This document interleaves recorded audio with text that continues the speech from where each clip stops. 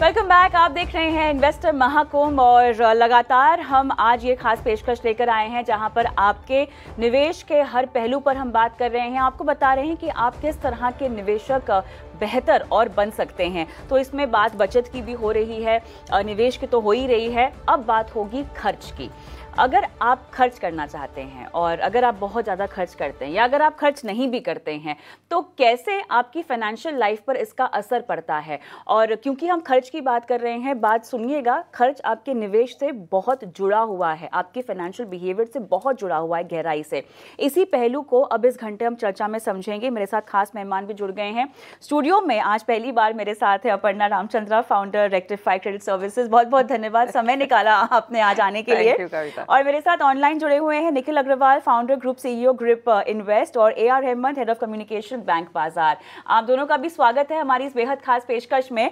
और चलिए, त्योहार का समय है अपर्णा, खर्चा ही करवा लेते हैं पहले लोगों का। मेरे ख्याल से अपर्णा के मुंह से निकलेगा नहीं, बिल्कुल नहीं, हम ऑलरेडी बहुत खर्चा कर रहे हैं और खर्चा नहीं कर रहे हैं तो लोन लेके निवेश कर रहे हैं और स्पेक्यूलेट कर रहे हैं, पैसा वहां जा रहा है। लेकिन बिना खर्च के तो जिंदगी आगे नहीं बढ़ेगी ना। नहीं, मैं कभी नहीं कहूंगी कि खर्चा नहीं करो, खर्चा करो, नहीं तो क्रेडिट कार्ड कंपनीज बंद हो जाएंगी। सो आप खर्चा करो, लेकिन आप एक फ्रेमवर्क में खर्चा करो। सो यू ऑलरेडी नो कि अगर नेक्स्ट 3 महीने आपको, अभी फेस्टिवल है, ईयर एंड है, हॉलीडे सीजन है, सब कुछ है, but then you make a plan and then उसमें भी जैसे हम स्टॉक में बोलते हैं ना, स्टॉप लॉस का रखो, तो वैसे ही this is the max you will go, उसके ऊपर आप नहीं जाएंगे।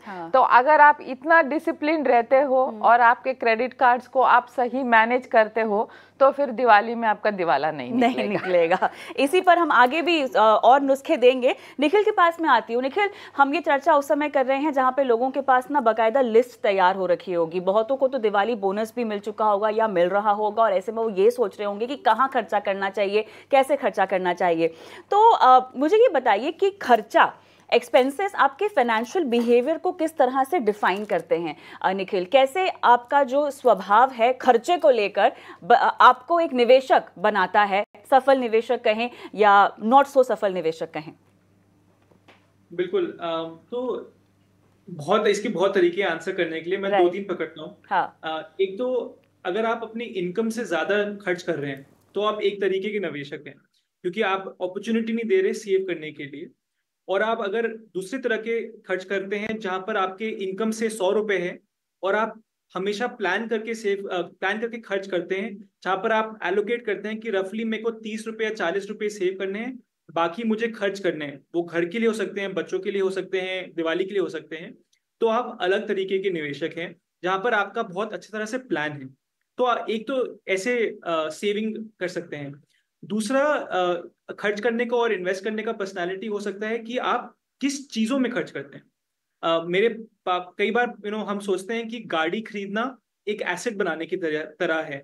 अगर उस पर पैसा डाला तो कोई फिजिकल एसेट हमारे घर में आ गया है, वो खर्चा नहीं होता। कुछ चीजें होती हैं जो एसेट बनाने की तरफ खर्चा होती हैं। जैसे अगर आपने सोचा कि इस साल में अपने घर के लिए खर्चा करूंगा या घर खरीदूंगा, क्योंकि वो भी एक खर्चा होता है, बट उससे भी एक एसेट बनता है। तो अगर आप ऐसे सेव करते हैं, आप ऐसे खर्चा करते हैं, तो वो आपको एक अलग तरीके का इन्वेस्टर बनाता है। जो लोग एसेट बनाने के लिए, घर, बिजनेस के लिए खर्चा करते हैं, वो बहुत ही अलग तरीके के, जहां पर कंपाउंडिंग का इफेक्ट मिल सकता है उनको, वो बहुत अलग तरीके से स्पेंड करते हैं। और जो अपने लिए खाना, कपड़े, जो बिल्कुल ही स्पेंडिंग है, वो बहुत अलग तरीके के कंज्यूमर्स होते हैं। निखिल की बात को ही आगे बढ़ाइए, क्योंकि हम एक तरफ इस तरह की बातें इसीलिए भी कर रहे हैं क्योंकि जो आंकड़े सामने आ रहे हैं और अक्सर बात होती है आपसे इस मुद्दे पर, वो काफ़ी चिंताजनक है। लेकिन साथ ही क्या हम ये भी देख रहे हैं, क्योंकि लोगों में फाइनेंशियल लिटरेसी थोड़ी बढ़ती हुई दिखाई दे रही है, जो भी आप डेटा कोलेक्ट करती होंगी क्रेडिट रेटिंग को लेकर, क्योंकि वो खर्चों की बदौलत ही बनता है एक तरह से, उसमें किसी भी तरह का सुधार या उसमें किसी तरह का बदलाव जो कि सामने आता हुआ हमें दिखाई दे रहा है, क्योंकि लोग निवेश भी कर रहे हैं और निवेश से ज़्यादा मैं कह रही हूँ कि नए नए इन्वेस्टमेंट्स में उनका शौक ज़्यादा जा रहा है, उसको लेकर जागरूकता ज़्यादा है लोगों में फ़िलहाल। लेकिन खर्चे को लेकर वो कितने समझदार है, एटलीस्ट जो डेटा आप निकालती हैं? हमारे पास if I have to go by the credit report data, तो मुझे ज्यादातर जो पहले इनिशियली क्रेडिट कार्ड पे ज्यादा स्पेंडिंग दिख रहा था, आजकल वो थोड़ा कम हो रहा है. And I also see lot of people doing SIPs using a credit card.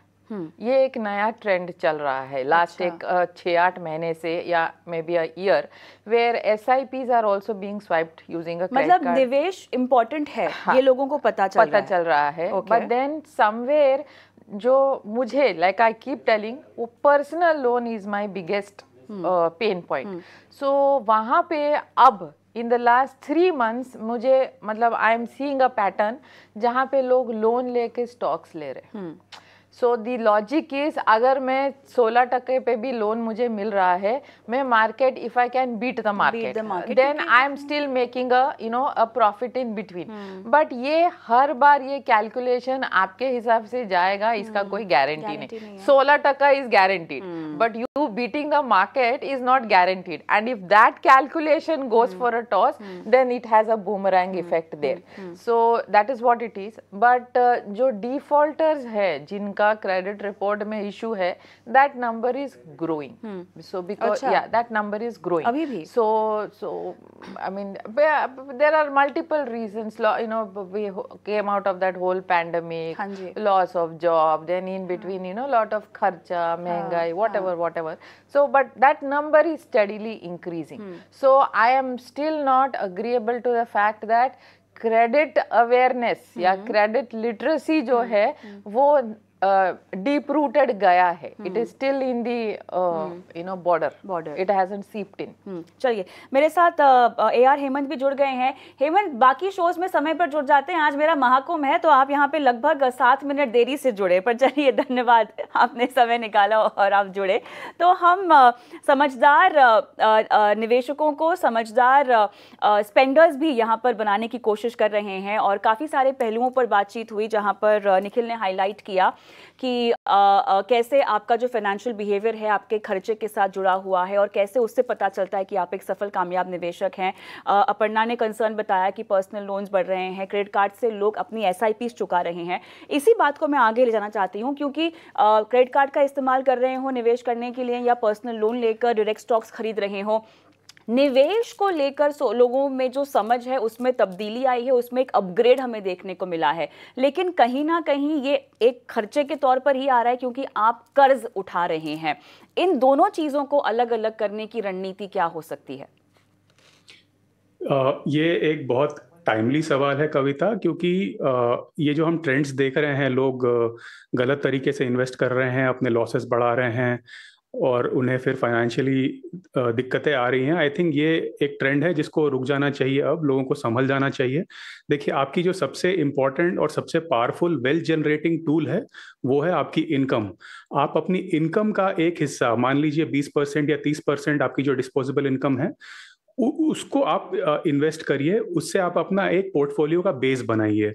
आप सबसे पहले उन मार्केट सेगमेंट्स में जाइए जहां पे आपको सक्सेस के सबसे ज़्यादा चांसेस हैं. ये सेगमेंट्स टिपिकली हो गए इक्विटी म्यूचुअल फंड्स, जैसे निफ्टी 50 फंड्स या फिर निफ्टी 100 फंड्स. आप इनमें अपनी शुरुआत करिए, आप अपना पोर्टफोलियो का बेस बनाइए. ये बेस आपको फाइनेंशियली स्टेबल बनाएगा और आपको इस काबिल बनाएगा कि आप उस बेस पर आगे जाकर बड़े रिस्क उठा पाएंगे, जिससे आपको ज्यादा रिवॉर्ड्स मिल पाएंगे. बट अगर आप बिना ये बेस बनाए आप सीधे हाई रिस्क हाई रिवॉर्ड्स वाले सेगमेंट्स में आप घुसने लगे, तो ये तय है कि आपका नुकसान बहुत होगा. और अगर आपने उस रिस्क को बोरोड मनी पर उठाया, आपने लोन लेकर उठाया है, तो आपका नुकसान और ज्यादा होगा, क्योंकि आपको उस लोन पर अब कर्ज भी चुकाना है. और अगर आप वो लोन चुका नहीं पा रहे हैं तो आपका आपकी जो क्रेडिट हिस्ट्री है वो बिगड़ जाएगी, और आपको फ्यूचर में जब आपकी जरूरत पड़ेगी, जब आपको होम लोन चाहिए होगा या बिजनेस लोन चाहिए होगा या कार लोन चाहिए होगा या क्रेडिट कार्ड लेना होगा, उन सब चीजों में आपको दिक्कतें आएगी, क्योंकि आपका ट्रैक रिकॉर्ड ऐसा था कि आपने लोन लिया और चुका नहीं पाए आप.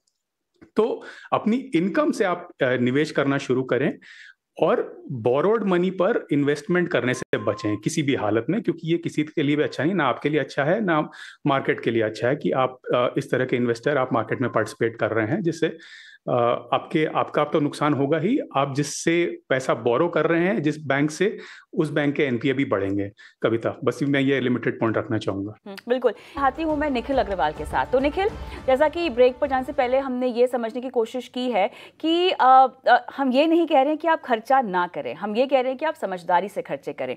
और जैसे कि अपर्णा ने कुछ डेटा जो शेयर किया हमारे साथ कि पर्सनल लोन के आंकड़े बढ़ते हुए दिखाई दे रहे हैं, क्रेडिट कार्ड पर लोग अपनी एसआईपीज जो हैं वो मैंडेट कर रहे हैं। हम बाकी तरह के जो लोन के प्रावधान है, लोगों के पास ऑप्शंस है, उनकी भी बात कर लेते हैं। एक क्लिक पे जो है आप स्मॉल टिकट साइज लोन लेकर कुछ भी खरीदारी कर रहे हैं। ऐसा नहीं कह रही कि वो लोग उसको चुका नहीं पा रहे हैं, चुका भी रहे होंगे शायद, लेकिन उसको लेकर रुझान और इंटरेस्ट बढ़ता जा रहा है। अब यहाँ पर अगर किसी स्मार्ट स्पेंडर स्ट्रैटेजी की मैं आपसे तवक्को करूं, अगर मैं आपसे मांगूं, तो किस तरह के प्लेटफॉर्म का इस्तेमाल करना चाहिए और कितना इसको इस्तेमाल करना चाहिए, किस तरह के टिकट साइज के लिए इस्तेमाल करना चाहिए? क्या इसकी कोई रूल बुक है, क्या इसका कोई खाका है निखिल? तो इसमें ना अधिकतर चीज़ों में सिंप्लिसिटी जितनी हो उतना ही अच्छा है। जितना हम कॉम्प्लिकेटेड करते हैं, टूल्स को यूज़ करते हैं, उसका ज़्यादा अधिकतर फ़ायदा नहीं होता है।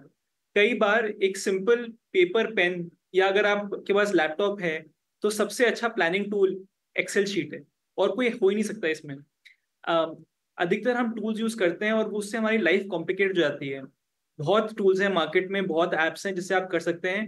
मैं किसी को ऐसे रिकमेंड नहीं करूंगा, बट सबसे सिंपल अगर आपको शुरुआत करनी है तो एक पेपर और पेन उठाइए, अपना इनकम लिखिए, अपने जो खर्चे हैं जो हर महीने होने ही होने हैं, जैसे आपका रेंट है, बच्चों की स्कूल की फीस है, कोई भी मेडिकल एक्सपेंस है, उनको लिखिए। जो बचता है वो आपको सोचना है कि आप उसका निवेश कैसे कर सकते हैं। अगर आपको पैसे की जरूरत है तो उसके लिए लोन लीजिए, बट किस चीज के लिए वो लोन लिया जा रहा है और आपकी क्या कैपेबिलिटी है उसको रीपे करने के लिए, वो भी उसमें लिखिए। बस इससे लिखने कर आपका पूरा सेविंग का प्लान और खर्चे का प्लान बन जाएगा। आज के ज़माने में हमारे पास बहुत सारी सुविधाएं हैं, बहुत सारे सोर्सेज हैं पैसों के लिए, लोन लेने के लिए, और जो भी हमारा एसेट है उसके अगेंस्ट और पैसे लेने के लिए। आपको सिर्फ अगर 1 महीना या 6 महीना या 1 साल आप प्लानिंग कर सकते हैं, देख सकते हैं कि क्या खर्चे हो सकते हैं मेरे, और कुछ बजट रखकर कि अगर मैंने नहीं एंटिसिपेट किया फिर भी हो गया, उतना प्लानिंग करने की जरूरत है। तो मैं टूल तो आप ढूंढ लेंगे ऐप स्टोर पे, बट लॉजिक इतना ही रखिए और इसको सिंपल रखिए। चर्चा में शुरुआत में मैंने अपर्णा से कुछ डेटा मांगा था जो कि वो कोलेट करती हैं अपने प्लेटफॉर्म पर। आप भी कुछ डेटा इसी लाइन पर हमको बताइए, और साथ ही ये बताइए कि कर्ज लेने से ज़्यादा उसकी अदायगी की जो प्लानिंग है वो कितनी अहम होती है और वो कैसे करनी चाहिए। हेमंत, आपको मेरी आवाज़ आ रही है? जी, ओके, मेरे लिए सवाल था। ओके, सो देखिए, आपकी इनकम कितनी है ये डेफिनेटली डिसाइड कर पाएगा कि आप कितनी बड़ी ईएमआई दे पा रहे हैं, राइट? अगर आपकी इनकम कम है तो शायद आपके लिए आपकी 20% इनकम भी ईएमआई में देना शायद आपके लिए भारी पड़ सकता है, बट आपकी इनकम बहुत ज़्यादा है तो आप 50-60% भी जा सकते हैं। तो ये आपको अपने इनकम के हिसाब से देखकर समझना होगा कि आप कितनी ज़्यादा इनकम का हिस्सा ईएमआई में दे पाते हैं। जनरली हम एज अ थंब रूल बोलते हैं कि आप 30-40% से ऊपर मत जाइए, उससे ऊपर जाएंगे तो आपको फाइनेंशियल डिफिकल्टीज आ सकते हैं। तो ये एक बेसिक थंब रूल है जो सबको अपने दिमाग में रखना चाहिए। देखिए, महीने की शुरुआत में अगर आप डिसाइड कर लेंगे कि आपका पैसा कहाँ कहाँ जाना है, आपका पैसा जाना है आपके रेंट में, आपके इंश्योरेंस प्रीमियम में, आपके एसआईपी में, आपके स्कूल ट्यूशन फीस में, आपने वो सारा एलोकेशन कर दिया और उसमें आपने अपना एसआईपी भी साथ में जोड़ दिया, तो आपका जो भी इन्वेस्टमेंट और स्पेंडिंग गोल था उस महीने का वो अचीव हो गया है और बाकी की इनकम जो है वो डिस्पोजेबल है। तो आप उसको फिर निश्चित होकर आप खर्च कर सकते हैं, क्योंकि आप जानते हैं कि आपने अपने खर्चों का और अपने इन्वेस्टमेंट नीड्स का आपने काम कर दिया है उस महीने के लिए। इसमें जो थंब रूल जो हम टिपिकली बोलते हैं 50-30-20, 50% अपनी इनकम का आप अपने एक्सपेंसेस में लगाइए, 30% आप डिस्क्रिशनरी एक्सपेंसेस में डालिए और 20% आप नेसेसरीली आप सेव या इन्वेस्ट करिए। इसमें सेविंग और इन्वेस्टमेंट में भी डिफरेंशिएशन बहुत ज़रूरी होता है कविता, क्योंकि सेविंग्स आपकी इमीडिएट ज़रूरतों के लिए हेल्प करेंगे, बट इन्वेस्टमेंट्स आपकी लॉन्ग टर्म ज़रूरतों के लिए हेल्प करेंगे। सो आप कुछ भी हो जाए, आप कोशिश करिए महीने की शुरुआत में आप 20% सेविंग्स और इन्वेस्टमेंट्स, आइडियली 20% से ज़्यादा लॉक इन कर दें, ताकि आपको महीने के एंड में फिर वो फाइट ना करनी पड़े कि मैंने कुछ इस महीने इन्वेस्ट नहीं किया या सेव नहीं किया। आपने सेविंग का काम महीने की शुरुआत में ही कर दिया। कविता, आपका नुस्खा क्या होगा? To add to what both Nikhil and Hemant said, but ये जो दोनों ने जो डिस्कस किया ये बहुत आइडियल केस सिनेरियो है, ठीक है। जो रियलिटी में कई बार ऐसे होते हैं कि जहाँ पे लोग आते हैं जिनके पास कुछ बचता ही नहीं। अगर समझो आपका 5 या 7 तारीख को आपका सैलरी क्रेडिट होता है, by the time it is 15th वो सारे EMI सब आउटस्टैंडिंग सब सब सब, so by 20 they are literally you know scrapping. हाँ। तो उनको फिर वापस वो क्रेडिट कार्ड का ही सहारा है for them to complete the month.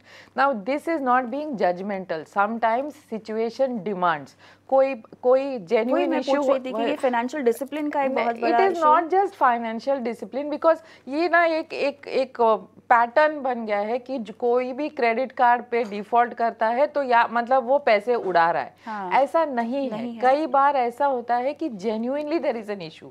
Somebody last 3 months salary नहीं है, maybe there is a medical emergency, ठीक है। आपने फिर आप बोलोगे अच्छा इनके पास मेडिकल इंश्योरेंस नहीं था। मेडिकल इंश्योरेंस के बावजूद आज private hospital the bills are skyrocketing. So somebody had not planned for an emergency, right? Emergency is unplanned. तो ये सारे जो सिचुएशंस होते हैं वहाँ पे जेन्युइन स्टोरीज हैं जहाँ पे महीने के 20-22 के बाद उनके पास कुछ भी बचता नहीं है, but there is a family that you need to manage, and today everything is expensive. So then they have to depend on a credit card, right?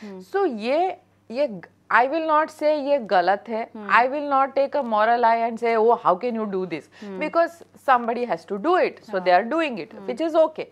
But then इसके बाद क्या? Right? Exactly, हाँ. And ये आप इसको कब तक ऐसे ही चलोगे? That is what you need to plan. So planning में आपको आइडियल केस में आपको 3 महीने का इमरजेंसी फंड रखना चाहिए, आपको इन्वेस्ट करना, वो सब सही है। बट कई बारी लाइफ में 2+2 डजंट बिकम 4, राइट? तो उस टाइम पे आपको ये सोचना है ठीक है अब मैं इस हालत में पहुंच गया हूँ, बट इसके बाद क्या, राइट? क्या करना होता है? तब हमको ये करना है, क्रेडिट कार्ड का जो आपका बिल आता है, right? There is a total outstanding, there is a minimum due, right? आप अगर टोटल भरते हो फिर आपको कोई इंटरेस्ट नहीं लगता, आप उससे जितना भी कम भरते हो आपको उस पर इंटरेस्ट लगता है। हम सबको पता है 1.5, 2, 2.5 जो भी रेट है वो है, राइट ना? वो भी सच है।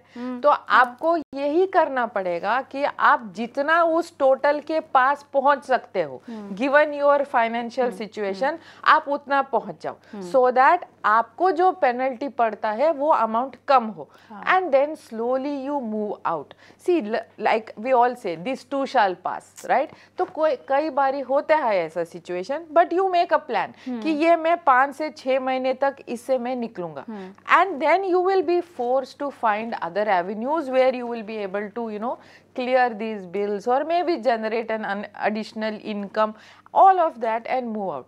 हम बात कहाँ पे is an issue जहाँ पे आप क्रेडिट कार्ड ले जाके आप फ्यूचर्स और ऑप्शंस में पैसे उड़ाते हो, या फिर आप जाके बिटकॉइन लेते हो जिसका आपको कोई नॉलेज नहीं है। So there one needs to be careful, don't get into it. But otherwise genuine cases things happen. इसलिए तो हम कहते हैं कि एक से ज्यादा क्रेडिट कार्ड रखो, so that there is a plan B also and you are able to move out of that situation. बिल्कुल।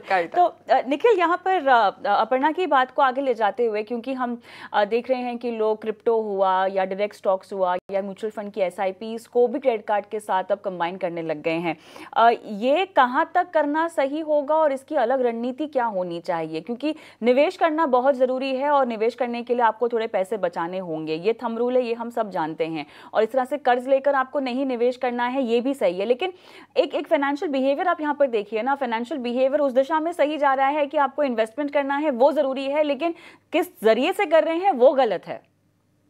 बिल्कुल। कई लोग हमसे, तो हम एक इन्वेस्टमेंट प्लेटफॉर्म रन करते हैं फिक्स इनकम के लिए, और कई लोग बोलते हैं कि हम क्रेडिट कार्ड यूज कर सकते हैं आपके प्लेटफॉर्म पर, और हम एक्चुअली अलाउ नहीं करते हैं। कई लोग सिर्फ यूज करना चाहते हैं क्योंकि उनको क्रेडिट कार्ड पॉइंट्स मिलते हैं जब भी वो खर्च करते हैं, तो वो उस पॉइंट्स के लिए क्रेडिट कार्ड यूज करते हैं, जबकि वो अपना नॉर्मल डेबिट कार्ड या सेविंग्स अकाउंट से पैसे लगा सकते हैं। वो मैं मानता हूँ फिर भी ठीक है, आपके पास और तरीके हैं पैसे देने के लिए, आपके पास ऐसा कमी नहीं है पैसों की, आप सिर्फ पॉइंट्स के लिए ऑप्टिमाइज कर रहे हैं।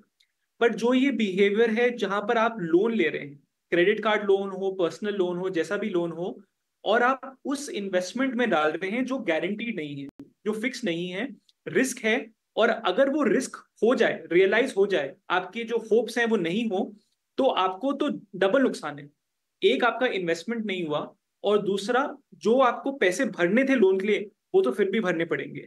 तो मेरे को तो मतलब मेरे हिसाब से कोई भी ऐसा इन्वेस्टमेंट नहीं है except maybe real estate, जहां पर आप रियल एस्टेट लोन लेकर एक घर के लिए इन्वेस्टमेंट कर रहे हैं या कोई फिक्स्ड एसेट के लिए इन्वेस्टमेंट कर रहे हैं, जो आप कर सकते हैं लोन के लिए।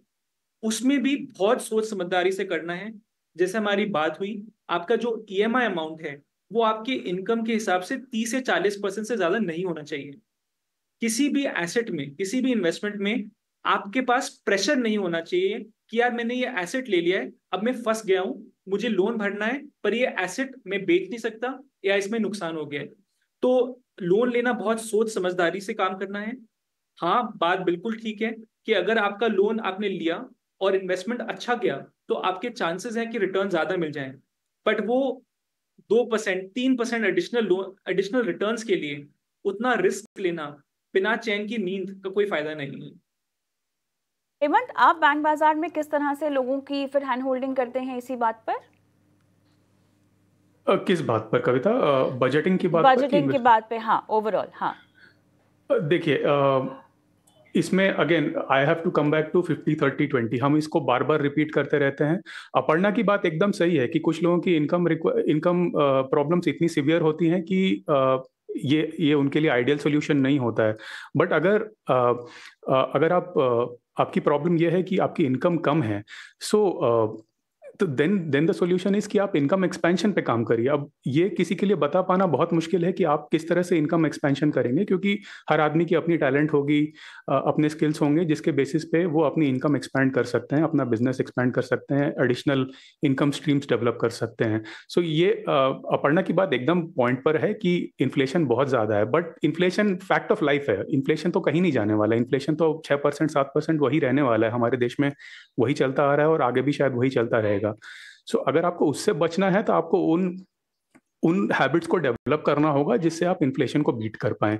आपको इनकम एक्सपैंड करनी होगी, आपको उन एसेट क्लासेस में इन्वेस्ट करना होगा जहां पे आपको पता है कि उनकी लॉन्ग टर्म जो हिस्ट्री है, मार्केट परफॉर्मेंस है उनका जो अच्छा रहा है, और आपको ये जो सिंपल हैबिट्स हैं, 50-30-20 हो गया, या फिर सही मार्केट सेगमेंट्स में इन्वेस्ट करना हो गया, रिस्की चीज़ों से दूर रहना हो गया, ये आपको ये सारी चीज़ें प्रैक्टिस करनी होंगी। हमने जितने भी एग्जांपल्स देखे हैं वेल्थ क्रिएशन के ओवर द लॉन्ग टर्म, वो सब कोई मतलब एक्स्ट्रॉर्डनरी आइडियाज नहीं है कविता। वो सिंपल चीज़ों को अच्छी तरह से करते हैं, अच्छी हैबिट्स को लॉन्ग टर्म में मेंटेन करते हैं। वो इंश्योरेंस लेते हैं लाइफ रिस्क से बचने के लिए, वो हेल्थ इंश्योरेंस लेते हैं हेल्थ रिस्क से बचने के लिए, वो बैंक में पैसा रखते हैं अपनी शॉर्ट टर्म रिक्वायरमेंट्स के लिए, और वो मार्केट में पैसा लगाते हैं म्यूचुअल फंड्स के थ्रू या इंडेक्स फंड्स के थ्रू। आप इंडेक्स फंड्स को ही देख लीजिए, मतलब ये इतना बढ़िया एग्जाम्पल है। अगर आप निफ्टी 50 फंड्स को देखें, 20 साल का उनका track record, on an average हर साल वो 12 से 15% आपको दे रहा है over the long term. So आपका पैसा हर 5 साल में डबल हो रहा है।